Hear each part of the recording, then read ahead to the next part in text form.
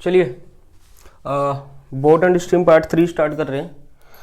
और क्वेश्चन देखो जरा एक बार। कह रहा है कि distance between P and Q is 104 kilometre. क्या कि P और Q दो जगह हैं, उनके बीच में जो डिस्टेंस दे रखा है वो 104 किलोमीटर गिवन है। ठीक है। Two boats starts from the both the places towards each other. भाई दो नाव हैं जो एक दूसरे की तरफ दोनों जगह से स्टार्ट हो रही हैं, एक दूसरे की तरफ आ रही हैं।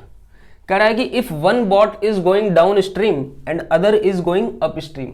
भाई एक तो जा रही है डाउन स्ट्रीम और एक आ रही है अप स्ट्रीम। मैं इसको बोल रहा हूँ डाउन स्ट्रीम, किसी को भी बोल सकते हैं। तो एक हमने डाउन स्ट्रीम ले ली और एक अप स्ट्रीम ले ली। After how much time will they meet if their speed are 14 kilometre and 12 kilometre per hour. इसकी स्पीड 14 किलोमीटर पर आवर बोल दो और इसकी स्पीड 12 किलोमीटर पर आवर बोल दो। तो इसकी फाइनल स्पीड कितनी होगी? क्योंकि ये जो P पॉइंट से डाउन स्ट्रीम जा रही है, तो 14 प्लस वाटर की स्पीड W बोल दो। 14 plus W kilometre final speed होगी ना, क्योंकि डाउन स्ट्रीम जा रही है और ये अप स्ट्रीम आ रही है Q पॉइंट से। तो इसकी फाइनल स्पीड कितनी होगी? 12 minus W kilometre per hour. ठीक है। अब ये कह रहा है कि ये दोनों बोट कितनी देर बाद आपस में मिलेंगी। तो हम सबको पता है टाइम बराबर कितना होता है? Distance upon speed. कितना डिस्टेंस कवर करवाना है इनसे? 104 किलोमीटर। और इनकी रिलेटिव स्पीड, भाई ये एक दूसरे की तरफ आ रही हैं इस स्पीड से और इस स्पीड से। तो पहले तो मैं इनकी रिलेटिव स्पीड निकाल लेता हूं। ठीक है। रिलेटिव स्पीड कितनी रहने वाली है इनकी? 14 प्लस W में हम प्लस करेंगे कितना? 12 माइनस W। ठीक है। तो इसको सोल्व करो। W से W चला जाएगा, 14 plus W 26 kilometre per hour. इन दोनों बॉट्स की रिलेटिव स्पीड हो जाएंगी जब ये एक दूसरे की तरफ चलेंगी। ठीक है। तो इनकी रिलेटिव स्पीड कितनी होगी? 26 किलोमीटर पर आवर। इसको सोल्व कर दो। 26 फोर्स आर 460। ठीक है। तो इनको भाई 4 घंटे का समय लगेगा जब ये एक दूसरे की तरफ चलेंगी। P पॉइंट से डाउन स्ट्रीम है और Q पॉइंट से अप स्ट्रीम है। ठीक है। सिंपल क्वेश्चन है बिल्कुल। चलो भाई एक और क्वेश्चन देखो जरा। कह रहा है कि a boat takes triple the time in going up stream while going down stream. ये कह रहा है कि कोई बोट है, टाइम टेकन जो वो समय ले रही है इन गोइंग अप स्ट्रीम, ऊपर जाने में, धारा के विरुद्ध जाने में वो जो भी टाइम ले रही है वो टाइम जो है ना 3 गुना है। क्या है? ट्रिपल। कितना है? ट्रिपल है। किससे? जो टाइम डाउन स्ट्रीम जाते हुए लिया गया। Time taken in going down stream. समझ गए? सिंपल सी बात कह रहा है कि अप स्ट्रीम में जाते हुए जो समय लिया किसी भी बॉट ने, वो 3 गुना समय लिया। किसका? जो उसे नीचे जाते हुए समय लगा। अब ये कह रहा है कि if the speed of water is 10 kilometre per our. कह रहा है कि जो धारा की स्पीड है, पानी की स्पीड है, वो 10 किलोमीटर पर आवर है। तो कह रहा है कि find the speed of the boat. तो बोट की अपनी स्पीड बताओ जब वो कांस्टेंट पानी में, जब वो पानी बिल्कुल रेस्ट पे होगा, जब बोट चलेगी तो उसकी स्पीड बताओ। ठीक है। तो हमें यहाँ पे डिस्टेंस नहीं पता, सबको पता है सिंपल सा, time equals to distance upon speed होता है। तो इसमें भी वही कंसेप्ट लगाओ। भाई डिस्टेंस तो हमें पता नहीं, तो D बोल दो। अब इसकी स्पीड कितनी होगी? डिस्टेंस अपॉन स्पीड आएगा ना, लेकिन ये अप स्ट्रीम वाला केस है। कौन सा है? Up stream, against the stream. तो जो भी बोट की स्पीड होगी उसमें से पानी की स्पीड माइनस होगी, जब भी तो अप स्ट्रीम वाला केस बना। ठीक है। ये क्या है? पूरा लेफ्ट हैंड साइड में ये टाइम टेकन है। अच्छा, और ऊपर नीचे जाने में उसे कितना समय लगा? भाई डिस्टेंस तो अब भी D ही है। अब नीचे क्या आएगा? Speed of boat, final speed of boat. क्योंकि डाउन स्ट्रीम वाला केस है तो जो इसकी पानी की स्पीड है वो इसमें ऐड हो जाएगी। तो यहाँ से इस इक्वेशन को सोल्व करके हमारे पास सिंपली क्या आ जाएगा? S आ जाएगा। D से D गया, S प्लस 10 को इधर लेफ्ट हैंड साइड में भेजो। 3 की मल्टीप्लाई होगी S माइनस 10 से। Simply S plus 10 is equal to 3S minus 30। 30 को इधर भेजो, 40 हो गया, ये 2S हो गया। तो स्पीड ऑफ बोट आ गई हमारे पास 20 किलोमीटर पर आवर। सिंपल सा क्वेश्चन था, बस ये आपको बताना था, ठीक है। एक और क्वेश्चन देखो भाई, और बिल्कुल जो हमने लास्ट क्वेश्चन किया है उसी की तरह है, बस उस वाले क्वेश्चन में हमें क्या दिया था, हमें पानी की स्पीड दे रखी थी, स्पीड ऑफ करंट दी, धारा की स्पीड दी थी, बॉट की पूछी थी। अब की बार बॉट की दी है और हमसे पानी की पूछी है। पढ़ो थोड़ा। कह रहा है कि a boy can boat 15 kilometre per hour in still water. जब पानी बिल्कुल शांत है, चल नहीं रहा है, बह नहीं रहा है, तो एक लड़का जो है अपनी नाव चलाता है और उसकी नाव की स्पीड कितनी होती है, 15 किलोमीटर पर आवर, ठीक है। It takes him 5 times in up streaming as in down streaming. वही वाला क्वेश्चन बन गया भाई, जो टाइम लिया गया किसमें, अप स्ट्रीमिंग धारा के अगेंस्ट जाने में, वो 5 गुना ले लिया उस लड़के ने। किसके कंपैरिजन में, time in down streaming. Simple सी बात है भाई कि ऊपर जाने में या धारा के अगेंस्ट जाने में उस लड़के को जितना भी टाइम लगा वो 5 गुना है उस टाइम के जो उसे नीचे डाउन स्ट्रीमिंग धारा के साथ साथ जाने में लगता है, ठीक है।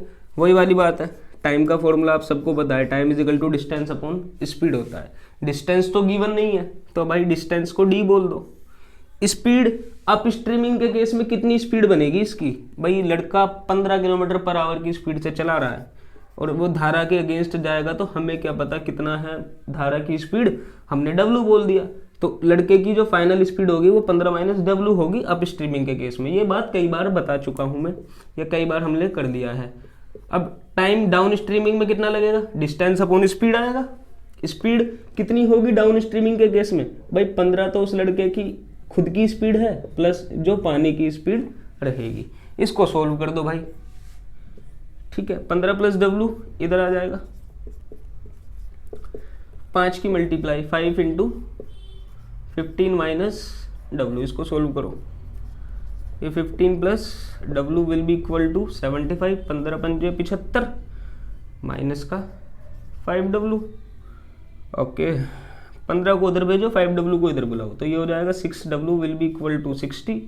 वाटर या फिर करंट या फिर धारा की स्पीड भाई आ गई 10 किलोमीटर पर आवर। बिल्कुल सिंपल क्वेश्चन, ठीक है।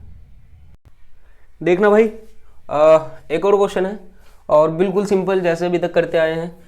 कह रहा है कि बाली, एक बाली नाम का लड़का है, कैन बो certain distance up stream in 5 hours. कि बाली जो है अप स्ट्रीम जा रहा है, अगेंस्ट द स्ट्रीम जा रहा है 5 घंटे में, और वही डिस्टेंस वो डाउन स्ट्रीम धारा के साथ साथ तय कर लेता है 3 घंटे में। कह रहा है कि if the stream flows at the rate 1 kilometre per our, कि अगर जो धारा है वो 1 किलोमीटर पर आवर की स्पीड, यानी कि स्पीड ऑफ वाटर आपको 1 किलोमीटर पर आवर गिवन है, तो कह रहा है कि बोट नाव की स्पीड बताओ स्टिल वाटर में। स्टिल वाटर मतलब जब पानी शांत है, तो तब बता दो, ठीक है।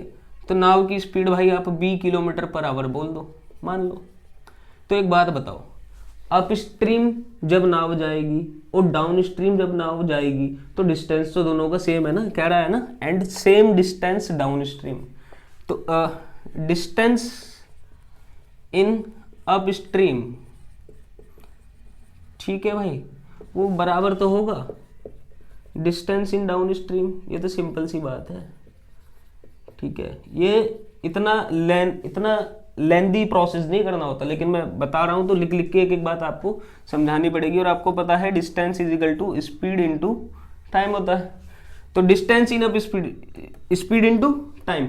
तो अप स्ट्रीम में से कितना टाइम लगा है भाई, 5, ये तो आ गया टाइम। अब स्पीड बताओ, अप स्ट्रीम में स्पीड कितनी होगी, जो भी बोट की स्पीड है उसमें से माइनस करो जो पानी की स्पीड है। पानी की स्पीड 1 है, तो यही तो अप स्ट्रीम के केस में स्पीड होने वाली है।